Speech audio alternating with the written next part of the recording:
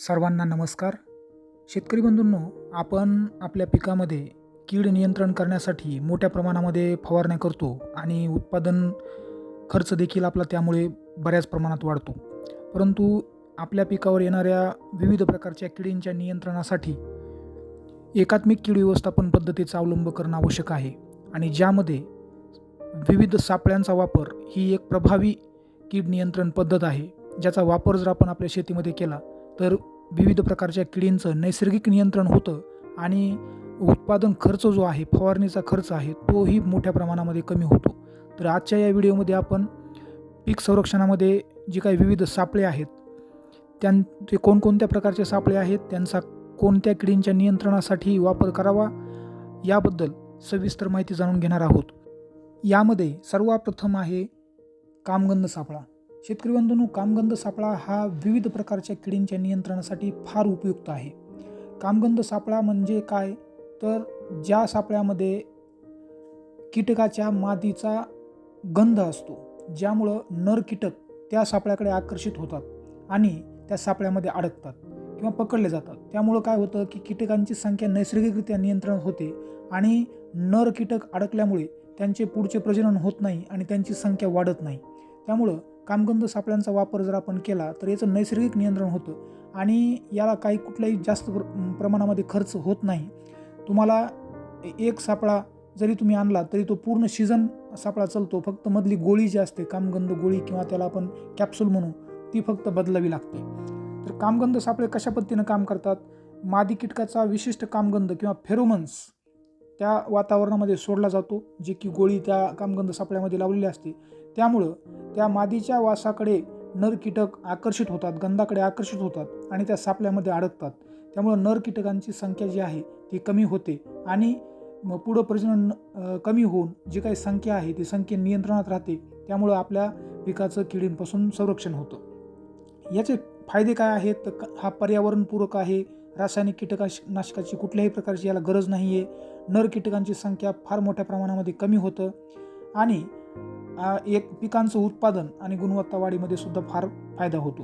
तर हे कसं वापरायचं, प्रत्येक सापळ्याचे झाकण जर तुम्हाला हिरव्या रंगाचा सापळा दिसतोय त्याच्या झाकण निघते किंवा कापसामध्ये अशी लांब खाली पिशवी असते आणि त्याच्यामध्ये तुम्ही ल्यूर भेटते आपल्याला किंवा त्याला आपण फेरोमन म्हणतो किंवा कॅप्सूल म्हणतो. ती ल्यूर तुम्हाला त्याच्यामध्ये लावायची आहे प्रत्येक पिकानुसार. जसं की गुलाबी बोंडाळीची वेगळी लूर भेटते, त्याच्यानंतर हिरवी बोंडाळीची वेगळी लूर भेटते. अशा वेगवेगळ्या प्रकारच्या लूर भेटतात. त्या लूर अमेरिकन बोलवर्म असेल, स्पोडोप्टेरा असेल, फ्रूट बोरर असेल, पाणी गुंडाळणारे अळी असेल, या सगळ्यांसाठी वेगळ्या लूर भेटतात. ती लूर फक्त आपल्याला तिथं लावायची आहे. तर ते आपण टाकल्यानंतर सापळा पिकाच्या छत्रीच्या वरच्या भागात 4 ते 5 फूट उंचीवर आपण लावायचा आहे आणि पिकाच्या वाढीच्या उंचीच्या थोडं वर आपल्याला हा सापळा लावायचा आहे आणि 15 दिवसांना तपासणी करून आपण त्याच्यामध्ये संख्या मोजायची आहे. यामुळं काय होतं, तर आपल्याला त्या कीटकाची आर्थिक नुकसानीची पातळी कळते आणि आर्थिक नुकसानीची पातळी ओलांडली असेल तर आपण शिफारसीनुसार फवारण्या घेणं गरजेचं असतं. आणि जसं तुम्हाला सांगितलं मी की लूर ही आपल्याला 4 ते 6 आठवड्यांनी बदलणं आवश्यक आहे.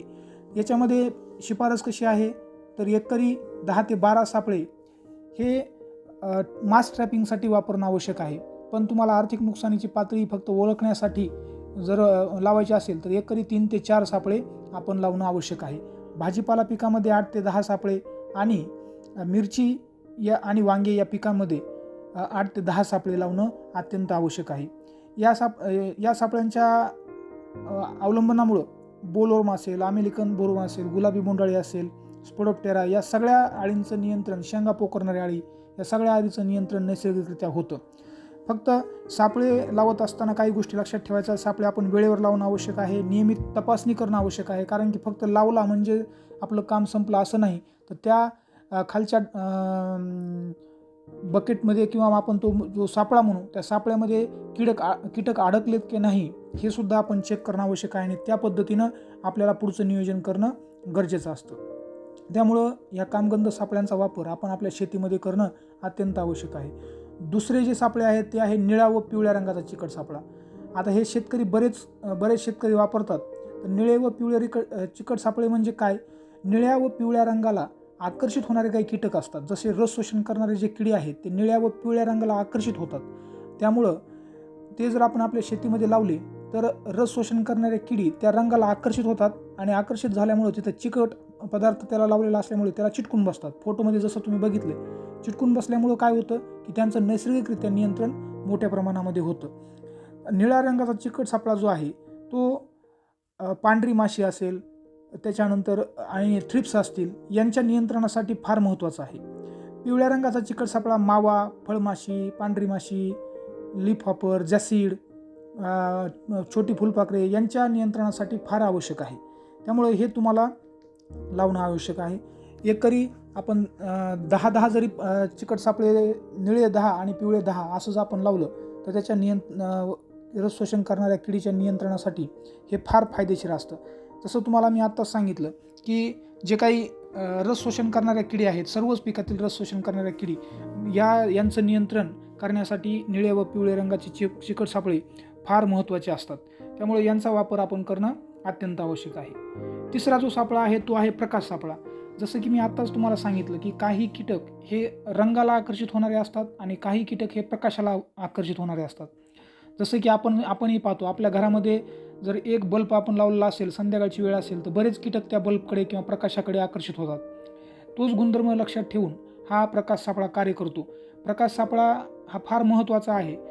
आपल्याला फोटोमध्ये दिसतंय तसं किंवा मग आपण साध्या पद्धतीनं सुद्धा एक बांधावर जर संध्याकाळी आपण बल्ब लावून ठेवला, त्याच्याखाली एक टोपल्यामध्ये पाणी आणि कुठलंही कीटकनाशक जर आपण त्याच्यामध्ये मिसळून टाकलं तर त्या रंगाला लाईटला आकर्षित होतात, प्रकाशाला आकर्षित होतात कीटक आणि त्या खालच्या पातेल्यामध्ये किंवा मग टोपल्यामध्ये पडतात आणि नैसर्गिक नियंत्रण होतं. तर रात्रीच्या वेळी हे प्रकाश सापळे लावणं आवश्यक आहे आणि जनरली 6 ते 8:30 या दरम्यान आपण प्रकाश सापळं आपल्या शेतामध्ये लावणं गरजेचं आहे. याच्यामुळं विशेष करून हुमणी अळीच्या नियंत्रणासाठी हा फार महत्त्वाचा आहे आणि इतरही काही पिकं आहे की किडी आहेत त्यांच्या नियंत्रणासाठी हा फार महत्त्वाचा आहे. प्रकाश सापळे हे हुमणी अळीच्या नियंत्रणासाठी फार मोठ्या प्रमाणामध्ये शेतकरी बंधू वापरतात आणि इतर शेतकरी बंधूंनीही याचा वापर आपल्या शेतीसाठी करणं आवश्यक आहे. जसं तुम्हाला सांगितलं की शेताच्या मध्यभागी किंवा बांबू लोखंडी खांबावर 1.5 ते 2 मीटर उंचीवर आपण बसवायचं आहे आणि सूर्यास्तानंतर हे आपण लावायचे आहेत. एकरी 1 ते 2 1 एकर क्षेत्रासाठी सापळे लावणं आवश्यक आहे. त्यामुळं काय होतं की प्रकाशाला आकर्षित होणारे जेवढे कीटक आहेत ते तिकडे आकर्षित होतात आणि नैसर्गिकरित्या त्यांचं नियंत्रण होतं. आणि यानंतर आपल्याला जे काही मृत कीटक आहेत जे खालच्या टोपल्यामध्ये साठतील ते आपल्याला दुसऱ्या दिवशी किंवा मग आपण जेव्हा जाऊ तेव्हा ते नष्ट करणं आवश्यक आहे. त्यामुळं हा सुद्धा जो सापळा आहे प्रकाश सापळा हा फार महत्त्वाचा आहे. याचा वापरसुद्धा शेतकरी बांधवांना करणं गरजेचं आहे.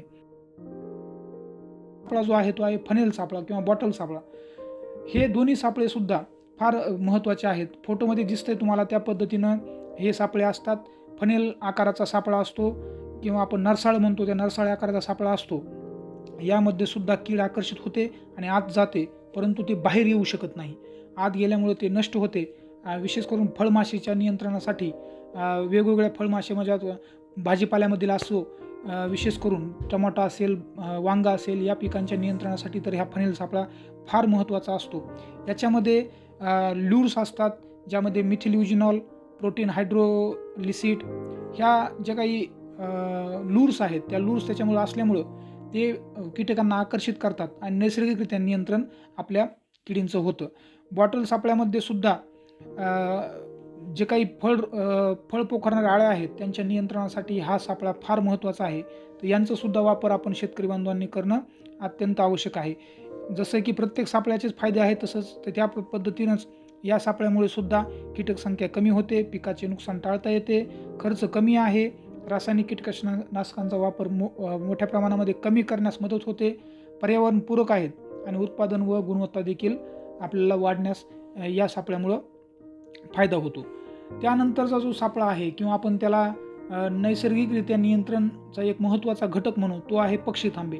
आपल्याला फोटोमध्ये जसं दिसतंय तसं 2 लाकडं घेऊन आपल्याला फक्त टी आकाराचे थांबे आपल्या शेतामध्ये करायचे आहेत.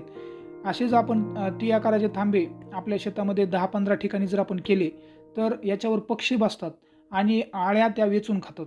त्यामुळं याचं नैसर्गिक नियंत्रण, किडींचं नैसर्गिक नियंत्रण फार मोठ्या प्रमाणामध्ये होतं.